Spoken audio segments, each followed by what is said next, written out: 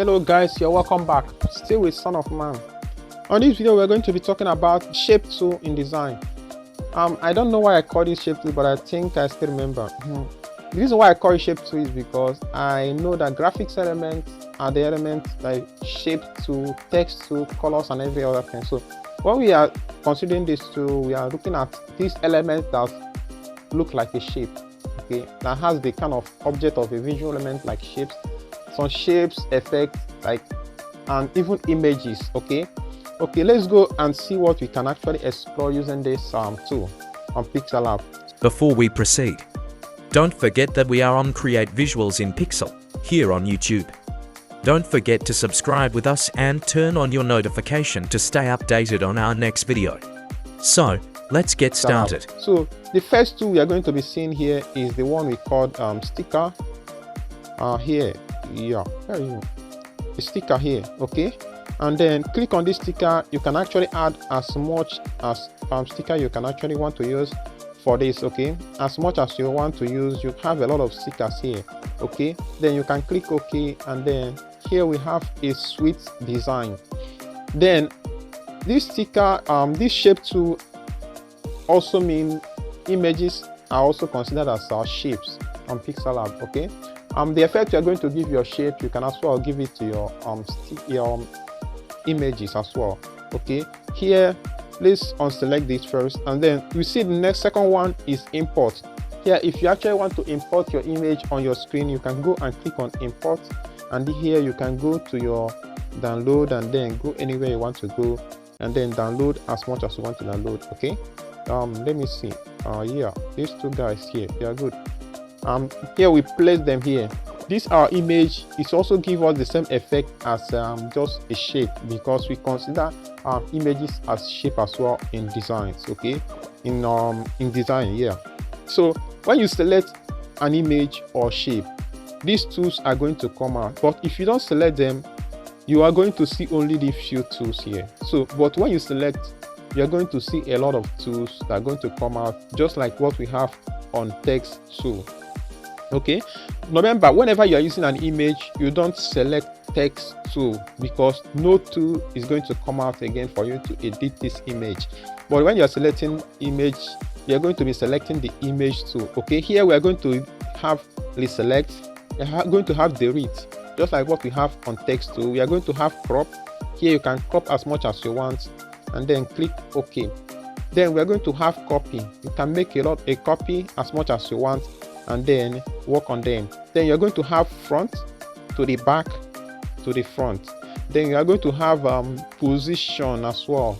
Here you can use it, expand it, just position your image this way and then this way as well. Okay, now we are going to have relative position, just like what we have before. You bring it to the center, or bring it down, bring it to the left, and bring it to the right, just like that. Okay, okay, here better. Then we're going to have another one, relative position. With this you can actually relative is it relative position or relative size? Relative size, we are going to actually expand your image or reduce it using this tool. But if you actually want to make it more easier for you, you can actually use this, just like I told us in text. You can actually select this circular bulb here and then expand it with this, or just use this and rotate, just like that. Okay, and then we are going to go to color. Here you can add color. But I don't think this is good. Okay, but unless you want to add it, make your image look like a shadow, you can just use this instead. Okay, and then I don't think this is good. So let's leave it this way. And then you are going to go to texture. In case you want to add texture to your image, you can actually go here and then add the texture to your image. So just like that. Okay, let's see. Let's see, you want to use this as a texture, you can just go ahead and then make it look like that. So add as much as it can be, and then I don't like this. So in most cases it does work, but you just need to master how to use these tools, and then you can be able to create something more better.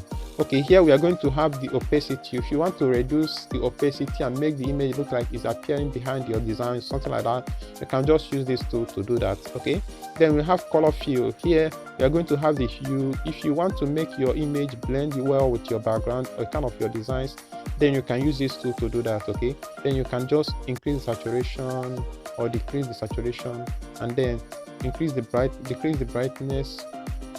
Okay, and then you can increase the contrast. Okay, something like this. Okay, it looks better, right? Yeah, and something like that. Just play with it and see what you can achieve.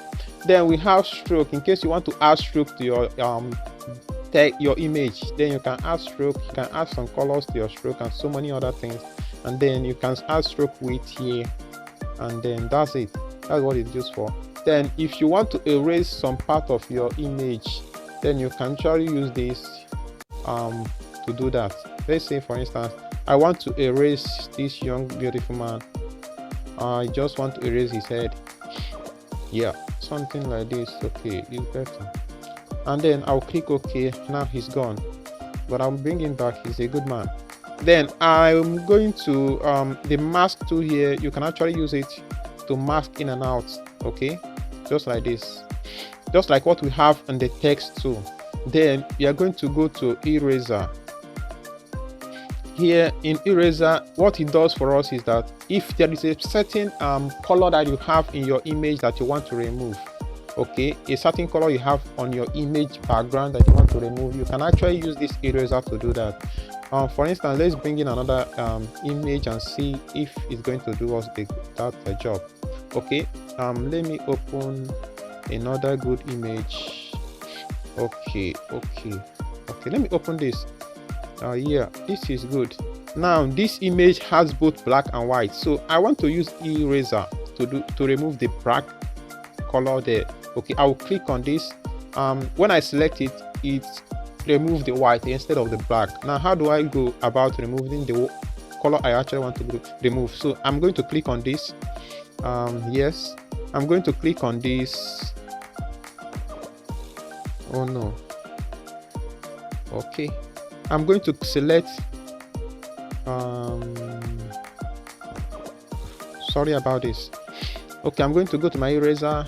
I'm going to select these two, right? Yeah, that's the two. I'm going to select it. I'm going to drag it. If I'm dragging it, it's going to select until it selects black. Then I'll click OK. Now it has removed black and bring back the white color. So here I'm going to increase the tolerance to make sure that the black color is clearly wiped out. You can increase the smoothness, but I don't like to increase or decrease it, so just like this. So I will click OK, and here we have successfully removed the black background in this image. So just like this, you can actually use it to work on your designs. Okay, now it looks better, right? And then the next thing you need to do is, let me just remove this. I think we are still working with these guys. Okay, after the eraser, then the next one is rotate. You can rotate left, right. If you don't want to use this same method I told you before, using this arc here to do that. Okay,